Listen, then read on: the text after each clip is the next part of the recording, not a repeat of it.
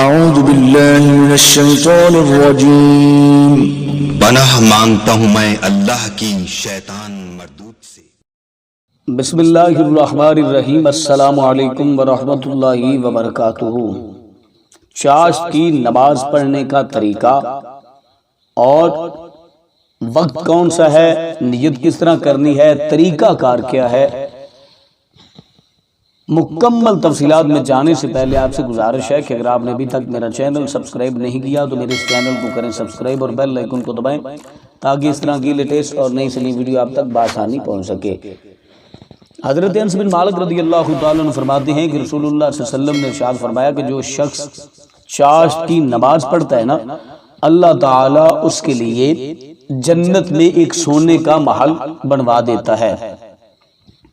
اور اس کی نیت کس طرح کرنی ہے، آپ یہ رکھتے 4 کر کے بھی پڑھ سکتے ہیں اور 2 کر کے بھی پڑھ سکتے ہیں۔ 4 رکعت نماز نفل صلاۃ الچاشت، منہ میرا طرف خانہ کعبہ شریف، اللہ اکبر کہہ کے آپ نے ہاتھ باندھ لینے ہیں۔ اس میں آپ کوئی بھی سورت پڑھ سکتے ہیں سورت فاتحہ کے بعد، اور باقی نمازوں کی طرح رکوع سجود کر لینا ہے۔ اب رہا مسئلہ کہ وقت کون سا ہے۔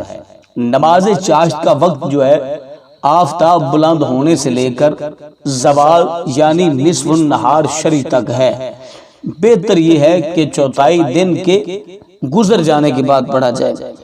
اور اس کی رکعتوں کے بارے میں فرمایا گیا ہے کہ نماز چاشت کی رکعتیں جو ہیں ترمذی شریف کے حوالے سے حضرت انس بن مالک فرماتے ہیں کہ 12 رکعتیں ہیں، اور مسلم شریف میں ایک روایت کے مطابق 2 رکھتے ہیں، اور ایک روایت کے مطابق 4 رکھتے ہیں، اور ایک روایت کے مطابق 8 رکھتے ہیں۔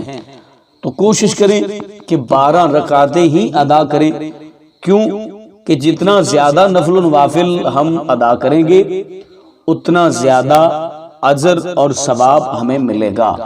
تو یقیناً اللہ تعالیٰ کی بارگاہ ہمیں گریہ زاری کرتے رہنا چاہیے، اللہ تعالیٰ کی بارگاہ میں ہمیں عاجزی و انکساری کرتے رہنا چاہیے، تسبیح و تہلیل ذکر و اذکار کرتے رہنا چاہیے۔